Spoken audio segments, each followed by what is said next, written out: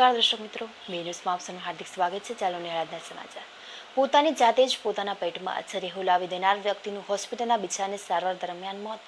ભાવનગર શહેરના મેપાનગરમાં રહેતા નરેશભાઈ પરમાર ચિંતાથી કંટાળીને પોતાના પેટના ભાગે ગઈકાલ રાત્રિના સમયે છરી મારી દીધી હતી, જેથી તેમને સારવાર માટે શહેરની સર્ટી હોસ્પિટલ ખાતે લઈ જવામાં આવ્યા હતા, જ્યાં તેમનું સારવાર દરમિયાન મોત નીપજ્યું હતું અને હાલ પોલીસ દ્વારા વધુ કાર્યવાહી હાથ ધરવામાં આવી છે.